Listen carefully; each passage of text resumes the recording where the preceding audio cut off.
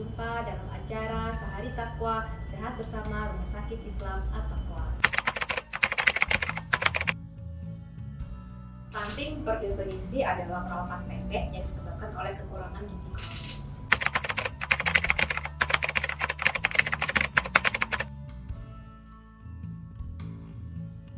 Ya, menjadi program unggulan dari TPPKK Kabupaten Lombok Timur karena amanat dari Pak Presiden Jokowi dari mulai berjenjang TPPKK provinsi nasional itu memang program unggulannya adalah pencegahan dan penanganan stunting karena prevalensi secara nasional angka stunting sangat tinggi. Ya, sekarang ini sudah di angka 25% dan target kita tahun 2024 itu akan turun menjadi 14%. Sebelum tahun kemarin itu 5 tahun yang belakangan itu lebih tinggi lagi, berkisar antara 34%. Dan untuk Lombok Timur sendiri untuk 3 tahun belakangan 2019 itu angkanya lumayan tinggi 1,57%. Kemudian tahun 2019 turun menjadi 0,6%. Kemudian tahun 2021 ini naik kembali 0,9%. Cuma diharapkan dengan penata laksanaan dan pencegahan yang diupayakan oleh pemerintah, baik pemerintah daerah bekerja sama dengan semua elemen masyarakat, harapannya tahun depan prevalensi stunting bisa makin menurun. Penyebab dari stunting itu ada dua sebenarnya yang besarnya ya. Asupan yang kurang, jadi asupan nutrisi yang kurang. Asupan nutrisi yang kurang itu disebabkan pertama tidak bisa membeli makanan, tentunya kemiskinan. Yang kedua, pengetahuan dan keterampilan orang tua dalam memberikan ASI dan MPASI yang baik dan benar itu kurang. Jadi asupan kurang. Kemudian yang kedua adalah kebutuhan nutrisi yang meningkat akibat penyakit. Misalnya anaknya sering diare yang berulang, ya, kemudian sering mengalami ISPA berulang, ya, kemudian penyakit-penyakit seperti penyakit jantung bawaan, penyakit-penyakit kronis yang dialami oleh anak itu bisa meningkatkan kebutuhan sehingga menyebabkan kekurangan gizi kronis.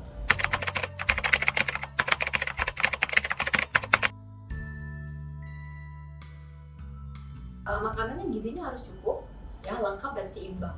Dalam makanan seorang anak itu harus mengandung karbohidrat, kemudian contohnya ya karbohidrat itu contohnya nasi, kemudian bisa pengganti karbohidrat lain seperti jagung, ubi, ya, kemudian kentang, kemudian harus ada protein hewani konsumsi sehari-hari.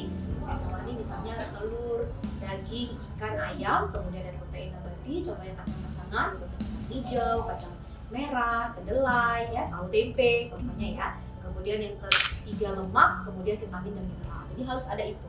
Dan yang terpenting untuk mencegah stunting adalah energi kalori. Jadi harus ada karbohidrat, kemudian protein hewani. Dua itu harus ada dalam mangkuk piring makanan anak-anak kita.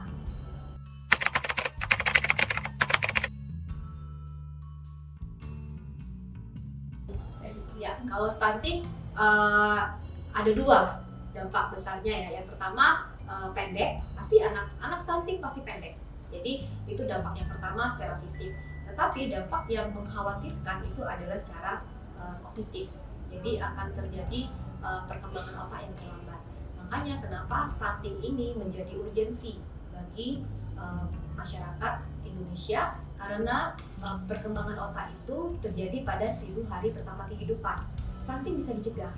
Ya, jadi dalam 1000 hari pertama kehidupan bila tidak kita tangani dengan cepat itu akan bersifat irreversible. Jadi kalau tidak kita tangani dalam 1000 hari kehidupan itu nggak bisa dirubah lagi, nggak bisa sembuh karena sudah perkembangan otak sudah stop, sudah mencapai 80%. Jadi yang kita selamatkan adalah fungsi kognitif, kemampuan kognitif anak kita. Kalau stunting ini kita tidak tangani dengan cepat, nanti kita mengkhawatirkan generasi kita 20 tahun yang akan datang.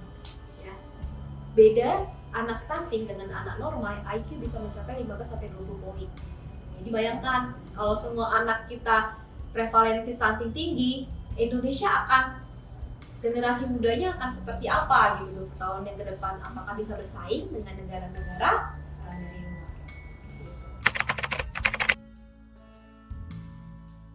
Ya, tindakan dari pemerintah untuk penanganan itu ada merevitalisasi kembali posyandu. Jadi saya himbau kepada orang tua untuk datang ke posyandu untuk memeriksakan anaknya, untuk memeriksakan tumbuh kembang anaknya. Nanti Jadi posyandu itu adalah garda utama, garda depan dalam mendeteksi screening anak-anak yang kurang gizi. Jadi diperiksa berat badan, tinggi badan, tingkat kepala. Itu merupakan screening. Jadi posyandu akan garda pertama yang menemukan anak-anak stunting seperti itu. Jadi bawa anak ke posyandu, akan diperiksa tumbuh kembangnya, kemudian di posyandu juga dipastikan anak-anak mendapatkan pemberian makanan tambahan, edukasi kesehatan, baik itu tentang ASI, tentang MPASI, kemudian juga mendapatkan makanan tambahan dan imunisasi. Gitu.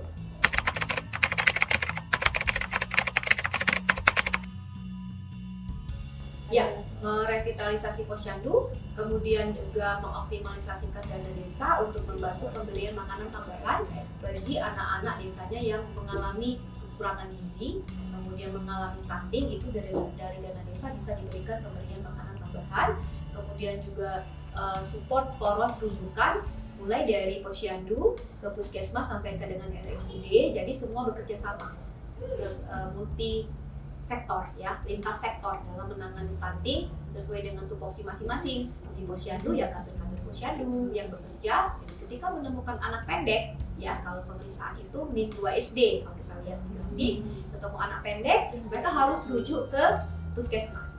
Rujuk di puskesmas, nanti di puskesmas ditentukan kembali apakah betul anak ini pendek, diperiksa kembali. Bila dia anak pendek, maka bila tidak ada gawat daruratan, itu maka diterapi dulu.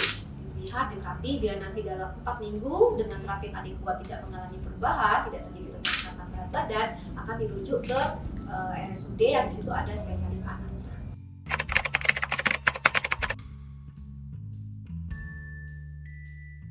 Ya, baiknya kalau untuk 6 bulan pertama kehidupan itu 1 bulan sekali.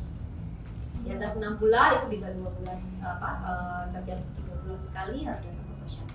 Tapi saya sarankan setiap bulan supaya mudah terdeteksi. Jadi kalau tiba-tiba terjadi penurunan berat badan atau kenaikan berat badan tidak sesuai dengan umur, usia, tidak sesuai dengan tabelnya, itu ada tabelnya Mbak.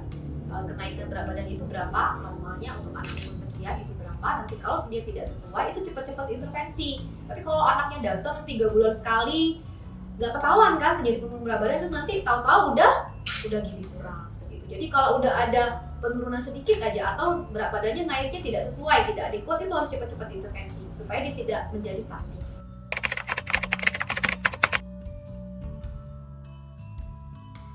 Ya, ayo mari orang tua semua kita bawa anak-anak balita kita ke posyandu ya, kita periksakan tumbuh kembang anak-anak kita pantau berat badan, tinggi badan, tingkat kepala, kita pastikan gizi yang kita berikan kepada anak-anak kita itu sudah cukup, lengkap dan seimbang, dan jangan lupa anak-anak juga harus mendapatkan imunisasi yang lengkap supaya tidak mudah sakit yang bisa menyebabkan kebutuhan meningkat yang akan menyebabkan stunting.